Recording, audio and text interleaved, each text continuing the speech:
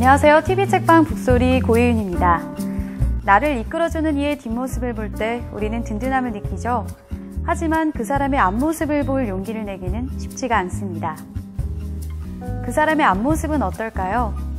때로는 무거운 책임감에 고통받을 수도 있고 또 때로는 먼저 희망을 찾아내 기뻐하고 있을 수도 있습니다. 우리보다 먼저 고통받고 또 먼저 희망을 찾아내는 사람. 우리는 이런 이들을 멘토라고 부릅니다. 오늘 TV책방 북소리에서는 멘토 한 분을 만나보려고 합니다. 스타 강사로서 타인을 이끌며 살아온 20년을 이번 신간 살아있는 뜨거움에 풀어낸 김미경 작가입니다. 잠시 후 김성신 평론가와 함께 그녀의 단단한 삶의 이야기 들어보겠습니다.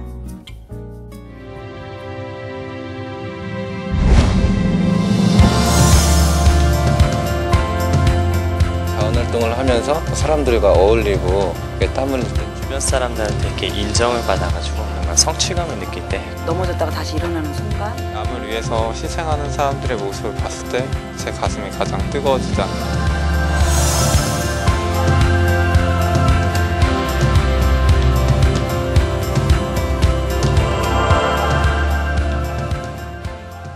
네, 많은 분들의 삶의 이유 들어봤습니다. 살아있다고 느끼며 사는 것이 가장 중요한 것 같은데요. 오늘도 함께해 주실 김성신 평론가 나오셨고요. 안녕하세요. 안녕하세요. 네, 그리고 오늘 대담의 주인공이시죠. 김미경 작가 모셨습니다. 안녕하세요. 네, 반갑습니다.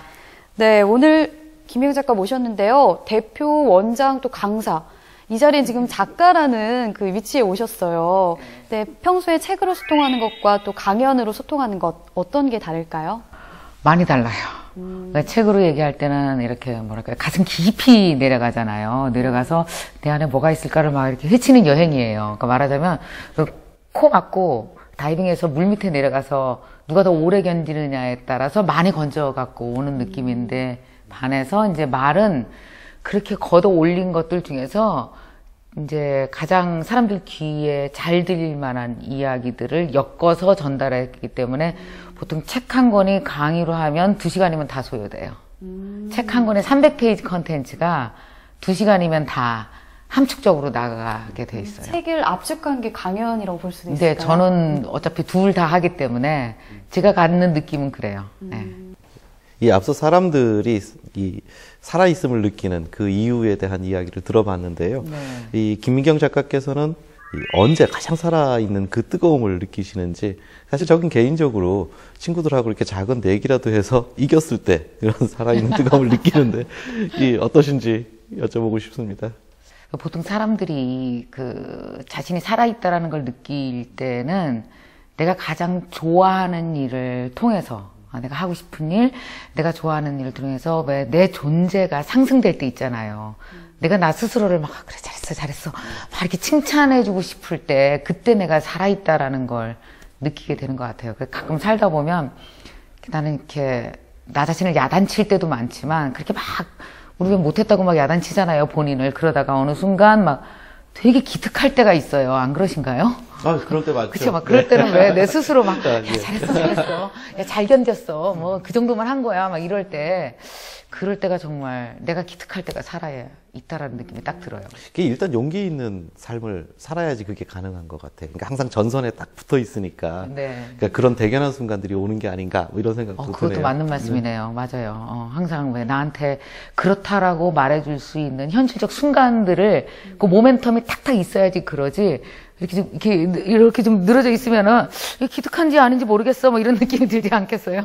가장 최근에는 살아있다고 느껴본 그 기분을 받아보신 적이 언제일까요? 가장 최근에는 제가 이제 그 작년 11월에 강연회를 했어요. 정말 연세대학교 대강당에서 했는데 거의 1700석 좌석이고 거의 1년 만에 하는 강연이었어요.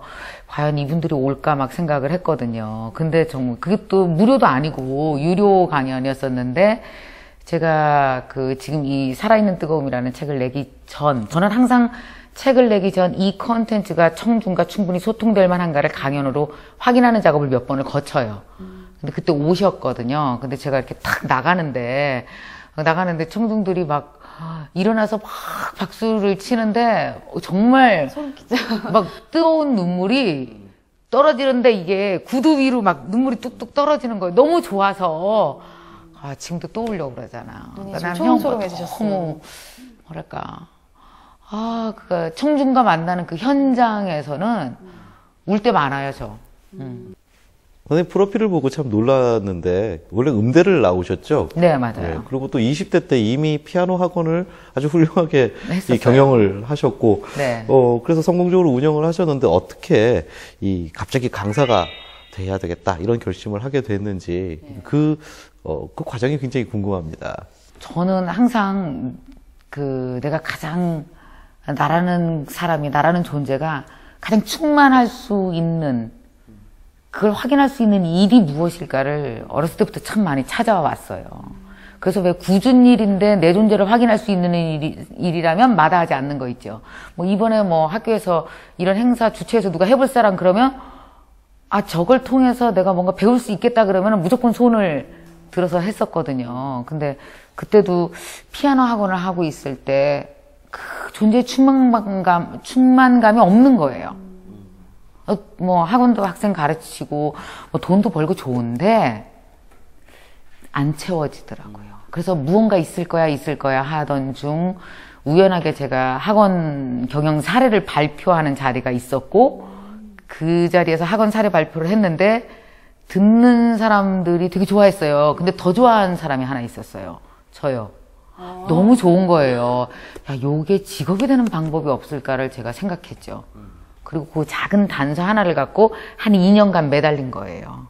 방법을 찾아 나가고 테스트 해보고 뭐 이러면서 이제 29살 때부터 그 과정을 겪어간 거죠.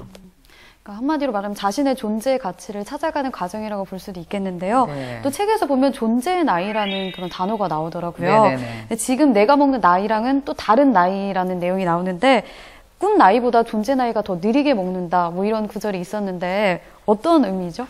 그 존재 나이라는 걸 제가 아까 왜 그 말씀 우리 같이 나눈 거에 의하면 내 안에 또 다른 내가 있다. 저는요 항상 뭔가 내 안에 또 다른 귀신 같은 나와 동행하는 느낌이 늘 있었어요. 20대부터. 그래서 막 아침에 일어나서 야 일어나 빨리 공부해. 아니면 너 그러면 되니 그러고 야단치는 나를 칭찬해주는 나 또 다른 나와 함께 늘 동행한 느낌이었었는데 보니까 20대 문제는 내 안에 있는 나라는 존재가 20살은 돼야 20대에 남자 때문에 고민하는 문제를 나한테 물어보면 얘가 답해주는 거예요. 근데 나는 25살에 고민을 하고 있는데 내 안에 있는 존재는 5살밖에 안 될 수 있어요. 그러면은 내 문제에 대해서 얘가 대답을 못 해요. 야, 내가 이 남자랑 결혼해야 되니 말아야 되니를 내가 대답해야 되잖아요. 근데 그 대답을 내가 못하면 야, 내가 너 이 남자랑 결혼해야 된다고 생각하니? 자기는 아무 결정도 못 내려요. 그럼 주위에 친구가 야, 해, 괜찮아. 그러면 결혼한다. 야, 이 직장 내가 계속 다녀야 되니? 이런 대답은 내가 해야 되는 거죠. 그래야 인생에 굉장히 큰 불행이나 아픔이 왔을 때 그걸 위로해 줄 수 있는 50 먹은 존재가 내 안에 있어야 내 밖에 있는 존재의 50 먹은 김미경이 견딜 수 있어요. 나는 아프다고 그러는데 안에 있는 애가 더 떼를 부리는 거예요. 너 그래서 어쩔래? 너 일을 어떻게 해결할 거야? 너 이러면은 다른 방법이 없어. 달리 방법이 없어. 이건 좌절이고 죽음밖에 없어. 그러면요. 어린 존재한테 육체의 내가 끌어내려가요. 내 나이만큼 내 안에 50 먹은 존재가 있어야 모든 인생의 문제를 해석하고 살 수 있겠다라는 생각이 들더라고요. 저는 굉장히 신선했습니다. 이 이야기가. 왜냐하면 그러셨어요? 보통 뭐 요즘에는 어떻게 보면 젊음 컴플렉스라고 할 만큼 뭐 늙지 않는 법에 대한 이야기면 다들 너무 많이들 하고 있지 않습니까? 그런데 사실 나이를 먹어가면 좋은 것이 그 세월이 그냥 선물처럼 주는 뭐 삶의 어떤 현명함이라든지 이런 것이 있는데 그 좋은 것들을 이 젊은 컴플렉스 때문에 다 놓치고 현대인들이 사는 게 아닌가 이런 생각을 했었는데 맞아요. 예, 선생님께서는 이 존재 나이 이런 이야기들을 통해서 좀 더 정신적으로 내면적으로 성숙하라라는 이야기를 해주신 부분이 책에서도 굉장히 인상 깊었습니다. 고맙습니다. 아까 꿈이 이제 강사가 되는 게 꿈이었다 이렇게 말씀하셨잖아요. 네. 이미 되셨어요. 그리고 한국 최고의 뭐 국민 강사다 이런 이야기도 듣고 계시는데 그렇다면 강사 이후의 꿈은 무엇인지도 사실 궁금해요. 그래서 저는 이분이 혹시 정치하시려고 그러나 이런 생각도 했었는데 예. 그냥 앞으로 꿈이 뭐냐라고 물어보면요. 지금 강사 다음에 꿈 얘기했잖아요. 근데 나는 이 강사라는 직업이 너무 마음에 들어서 22년간 동행해온 이 나와 생사고락을 함께한 동고동락해온 이 직업을 절대 버리고 싶거나 얘를 떠나고 싶은 생각이 없어요. 그러니까 죽을 때도 저는 강의하고 그 다음날 죽었으면 제일 좋겠다. 그런데 이제 장소에 대한 그 도전이 있어요. 그러니까 내 강사라는 직업은 22년간 지금까지 성숙해와도 다 못 컸으니 그러니까 지금 정말 오래 살고 싶거든요. 왜냐하면 죽기 전날은 제가 뭘 깨달을지 너무 궁금해서 정말 오래 살아야겠어요. 왜 아까 늙어가는 것 있잖아요. 나이 들어가는 건 정말 신의 서비스거든요. 나이 안 들어가면 정말 무슨 재미로 살겠어요. 그렇죠. 근데 이 신의 서비스가 오래됐으면 좋겠어요. 그래서 내가 한 90대면 뭘 깨달을까. 그 나이에 걸맞는 걸 할 거 아니에요. 강사로 끝까지. 근데 이 공간은 좀 도전이 있어요. 그러니까 꼭 한국뿐이 아니라 제가 요새 영어 공부를 되게 열심히 하고 있단 말이에요. 혹시 테드? 그러니까 테드뿐만이 아니라 저는 이렇게 동남아시아에 또는 유럽, 미국 이렇게 전 세계를 다니면서 전부터 생각했던 K-팝이 된다라는 건 K-스토리도 된다는 거야. 한국 사람들이 지난 50년간 가지고 있었던 우리나라 사람들만의 엄청난 장점이 있어요. 정말 한국 사람들 이걸 내가 스토리로 만들어서 전달을 하면 좋겠다 생각하고 있거든요. 그래서 아마 공간 이동은 많이 하지 않을까 생각해요. 예. 너무 기대되는데.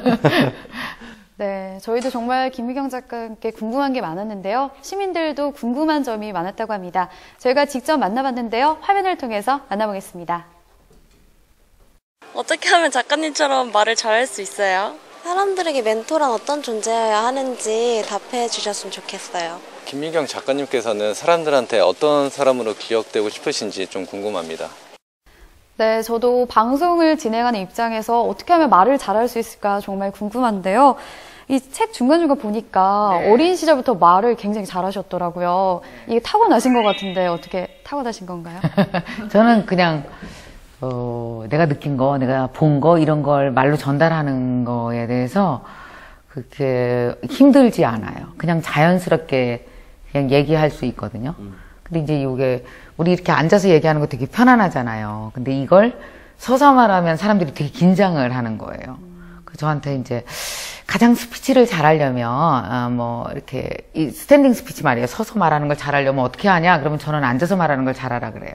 그러니까 저희가 스피치 할 때 초기에 연습했던 제일 좋은 방식은 그냥 이렇게 집에서 되게 편안하게 앉아갖고요. 그냥 강의 내용을 편안하게 그냥 앞에 누구 있다고 생각하고 이렇게 얘기를 하는 거예요. 그 음성, 그 느낌, 그 톤 그대로 서서 얘기하면 제일 좋은 스피치예요. 근데 사람들이 앉아서 얘기할 땐 그냥 이렇게 얘기하다가 딱 일어서면은 긴장해서 오늘날 바쁘신 중에도 불구하고 막 이렇게 얘기하잖아요. 그러면 그러니까 이거는 말이 아니고 읽는 거죠. 그래서 가장 잘 들리는 말은 말처럼 말해야 잘 들려요. 이 숙녀분께 이런 표현이 어떨지 모르겠지만 숙녀는 뭐 아는 말이죠. 아주머니죠. 김미경은 끼와 깡이 있는 사람이다. 뭐 이런 세간의 평도 있는 것 같습니다. 그래서 이 사람들에게 어떤 사람으로 기억이 되고 싶으세요? 그리고 아까 앞서 그 화면에서도 어떤 젊은 분이 물었는데 멘토란 어떤 사람이어야 하는가 이 부분에 대한 생각을 좀 들어보고 싶습니다.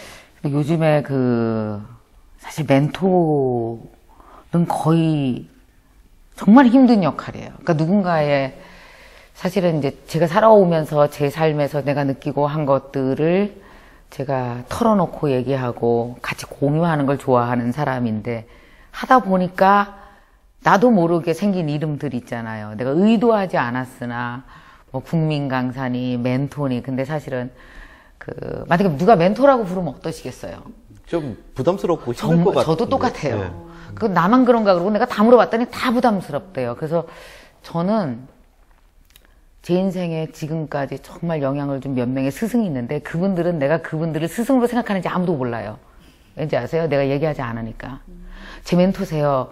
제 스승이세요라고 얘기하는 순간 그분들은 무엇인가 줘야 되는가 보다라고 굉장히 긴장하고 나와의 관계가 자연스러워지지 않아요. 근데 저는 그분들한테 그 100%내 모든 인생의 그 요소를 그분이 한 사람이 다 갖고 있는 사람이 이 세상에 한 명도 없어요. 누군가는 왜 그러잖아요. 마치, 저분은 정말 따뜻함이 너무 마음에 들어. 저분은 공부하는 자세가 마음에 들어. 야, 저분은 통찰이 기가 막혀. 저분은 어쩜 그렇게 마음이 즉시 이렇게 이렇게 마음을 내려놓을 수 있을까? 저 비움의 근거는 도대체 뭐야?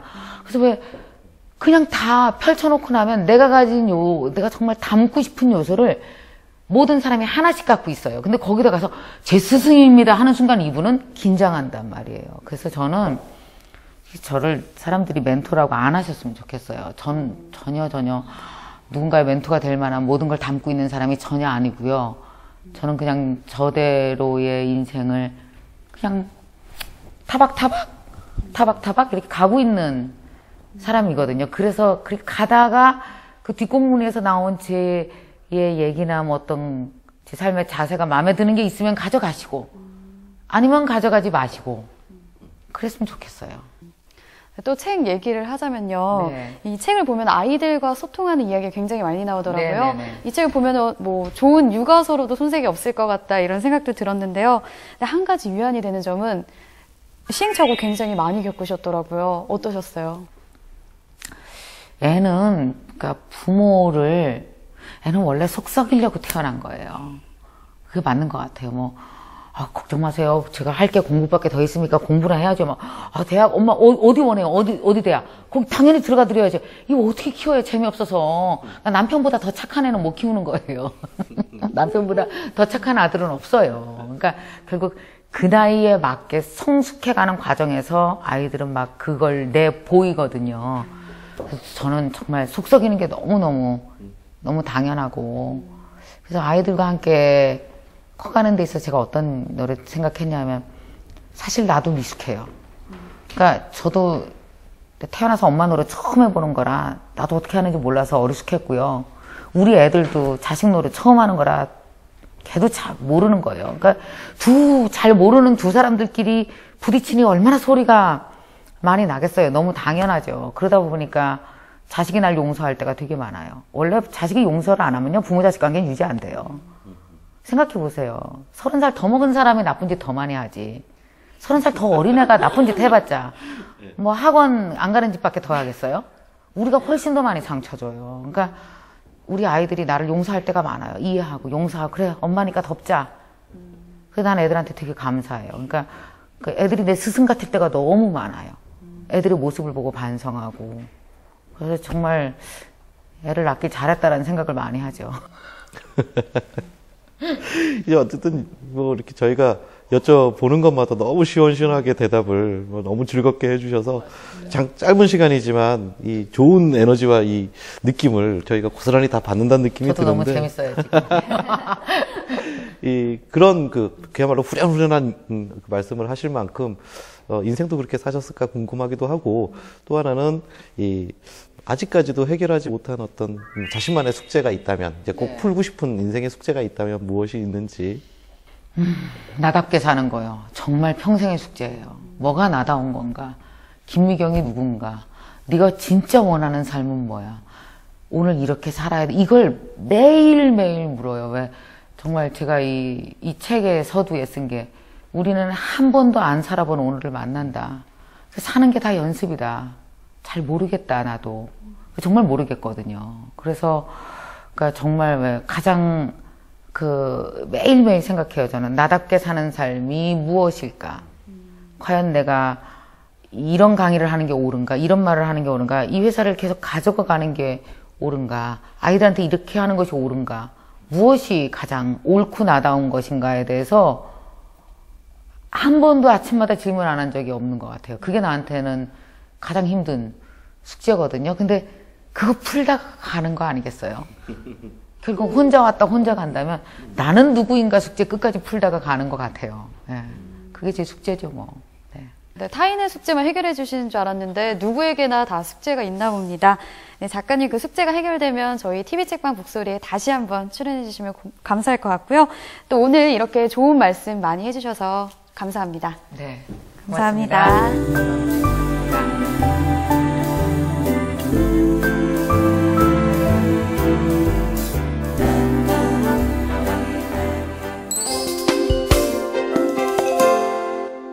서울시 구석구석 다양한 도서관을 찾아가는 우리 동네 도서관 시간입니다.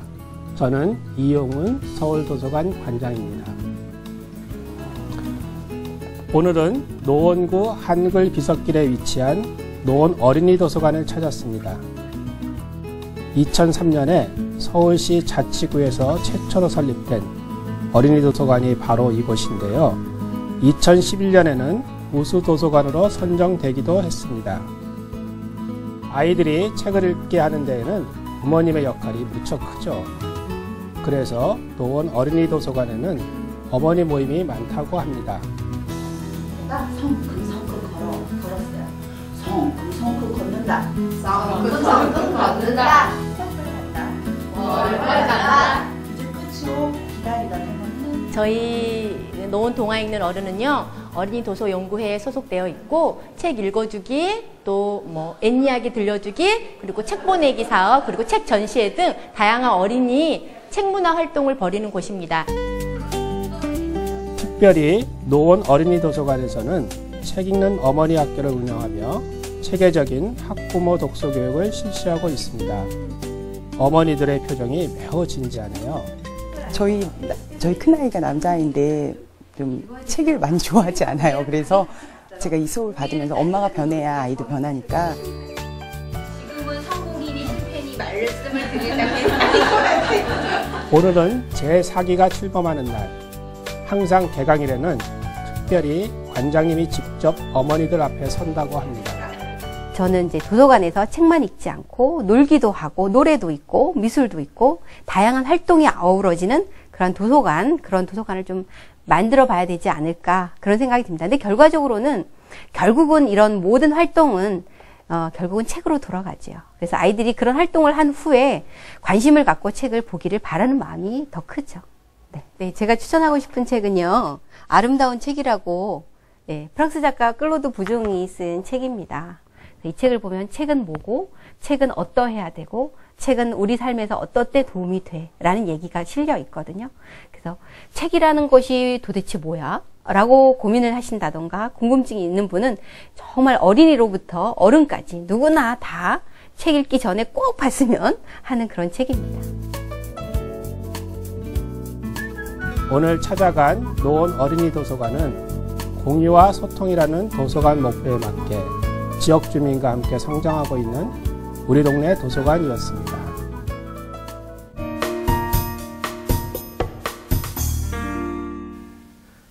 김성신의 강추신간, 오늘 소개해드릴 책은 레이첼 칼슨, 환경운동의 역사이자 현재입니다. 이 책은 해양생물학자이자 현대 환경주의의 창시자라고 할 수 있는 레이첼 칼슨의 전기입니다. 올해는 레이첼 칼슨이 세상을 떠난 지 꼭 50주년이 되는 해인데요. 우리나라에서도 서거일인 4월 14일을 기해 출간이 되었습니다. 그녀가 1962년에 발표한 침묵의 봄은 인류에게 있어 환경의 역사를 바꾼 책으로 꼽힙니다. 레이첼 칼슨이 침묵의 봄을 집필하기 시작한 것은 합성 살충제를 엄청난 기세로 제조하고 사용하던 1950년대 말이었습니다. 이 같은 화학물질의 대량 생산, 대량 살포를 주도한 것은 다름 아닌 살충제 DDT였는데요. 왜냐하면 발진티부스, 말라리아와 같은 인간 질병을 매개하는 해충을 제거하는 데 매우 효과적이었던 DDT는 처음에는 매우 안전한 것처럼 보였기 때문입니다. 하지만 사용량이 점차 늘어나면서 어류, 조류, 야생동물에 치명적인 피해를 입힌다고 경고하는 조사 보고가 잇따랐는데요. 레이첼 칼슨은 침묵의 봄을 통해 생물학자로서 DDT를 비롯한 화학 살충제가 초래하는 치명적인 결과를 과학적으로 입증합니다. 결국 침묵의 봄이 촉발한 환경오염 논쟁은 미국에서 1969년 국가환경정책법을 제정하도록 만드는 계기가 되었고, 이후 전 세계적인 환경운동의 확산으로 마침내 1992년 리우 회담까지 이어지는 성과를 낳았습니다. 레이첼 칼슨에 관한 전기가 나온 것은 이번이 처음이 아닙니다. 1997년 린다 니어가 쓴 레이첼 칼슨 평전도 있습니다. 이 책은 방대한 분량으로 칼슨의 출생에서 사망까지를 연대기적으로 서술한 치밀하고 밀도 있는 전기입니다. 반면 칼슨 서거 50주년을 기념해 최근 번역 출간된 윌리엄 사우드의 책은 리어의 평전과 달리 시간 흐름에 따른 서술 방식에서 벗어나 시종, 보존주의 시대를 살면서 환경주의를 잉태한 삶이라는 창을 통해 칼슨을 조명하고 있는 차이가 있습니다. 섬세함이 돋보이지만 나열적이고 다소 평면적인 리어의 평전과 과감한 생략과 집중을 통해 입체적으로 속도감 있게 글을 전개하는 사우더의 평전을 서로 비교하면서 읽어보시는 것도 좋은 독서가 될 것입니다. 김성신의 강추신간 2주의 선택은 레이첼 칼슨, 환경운동의 역사이자 현재입니다. 독서인들에게 반가운 소식들을 전하는 시간 북소리 이모저모입니다. 국립중앙도서관 고전운영실에서 4월 1일부터 6월 29일까지 왕릉, 죽은 왕들의 궁전 전시가 열립니다. 이번 전시에서는 왕릉과 관련한 능지, 비문, 의궤, 능행 반차도 등의 고문원 자료들을 살펴볼 수 있습니다. 전시에서는 또한 정조가 사도세자의 능인 현릉원 행차했을 때의 의례 절차를 기록한 원행 을묘성리 의궤, 국왕이 왕릉 행차할 때의 행사를 그린 능행 반차전도 등 관련 고문원 25종 129책을 만날 수 있습니다. 어려움을 겪고 있는 지역사회의 중소형 서점을 지원하기 위해 한국출판문화산업진흥원이 문화체육관광부와 공동으로 2014 지역서점 문화활동 지원 사업을 실시합니다. 신청 대상은 지역 중소형 서점이며 선정된 신규 서점은 당 문화활동 시설 지원비를 받아 저자 초청 강연회, 독서 토론회, 신앙송대회, 지자체 및 지역 독서 동아리와 연계한 문화행사 등 다양한 독서 활동 관련 프로그램을 운영하게 됩니다.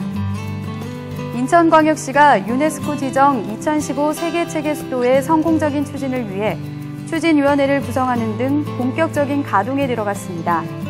인천시는 지난달 31일 이어령 전 문화부 장관을 비롯해 각계 대표자와 저명인사 30명으로 구성된 세계체계수도 추진위원회 위원 30여 명을 유촉했습니다.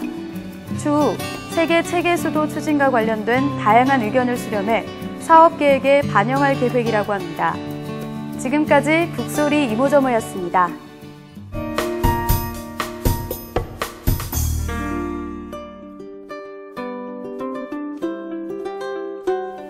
오늘 살아있는 뜨거움이란 책을 통해 김희경 멘토의 인간적인 면을 알 수 있었는데요. 멘토란 멀리 앞서가는 사람이 아니라 우리 곁에서 조금 더 멀리 볼 수 있는 사람이 아닌가 하는 생각이 들었습니다. TV책방 북소리 다음 주에도 좋은 책으로 찾아뵙겠습니다. 시청해주신 여러분 고맙습니다.